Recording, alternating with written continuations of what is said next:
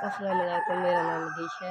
मेरी अम्मी नूं वाहवा चिर हो गया फौत होया, मेरे अब्बू नूं 4 साल हो गए ते मैं आई हां इन्हां भैणां भरावां सामने। मेरे 6 भैणां भरा ने, 3 ऐ बैठे ने ते 2 खेडण गए ने ते बंदे पिच्छू दिन दिन ते अस गुजारा करने आं। पिंड दे बंदे मदद करदे न ते मैं इन्हां भैणां भरावां नूं खवानी आं कोई पका कर देनी आं। कोई 4 साल हो गए न मैं अपने भैणां भरावां नूं पालनी आं ते जेह्ड़ा अल्लाह दे आसरे ते पालनी आं। कदी कदी इंज भी होंदा है जदों साडे घर कोई पकाने करने वास्ते चीज़ नहीं होंदी है, फिर रब दी ज़ात अल्ल वेखी दा आखीदा साडे नाल की बनेआ ते की होना है। पैह्लें कि'यां जाना साडा पिंड ही साडा आसरा है, ते अग्गों पिच्छों बंदे दे छड्डदे न पिंड आह्ले ते अस पका कर लैन्ने आं। मैं ते मेरे 5 भैणां भरा असीं बड़ा औखा वक्त कड्ढने आं।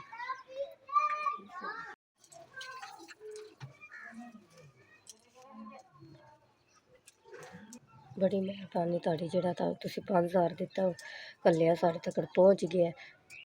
अल्लाह सोहना वादा दे, अल्लाह सोहना किसी शै दी कमी ना दे, ना जे देवे अल्लाह सोहना खुश रखे जे आबाद रखे। तुहाडी बड़ी बड़ी मेहरबानी है, तुहाडे जेह्ड़े पैसे 5000 घल्ले च मैं ना दाल मर्चां च कोई चीज़ लैवां ते बड़ी बड़ी तुहाडी मेहरबानी। 6 भैन भरावां यतीम असीं, जेह्ड़ा तुहाडा तुसीं 5000 दित्ता है ओह्दे च असीं दाल लून लैवां ते चलो तुहानूं दुआवां ही देआं। 5000 भेजने दा बड़ा बड़ा शुक्रिया। अल्लाह सोहना वादा दे, अल्लाह सोहना किसी शै दी कमी ना जे दे, अल्लाह सोहना तुहानूं खुश रखे।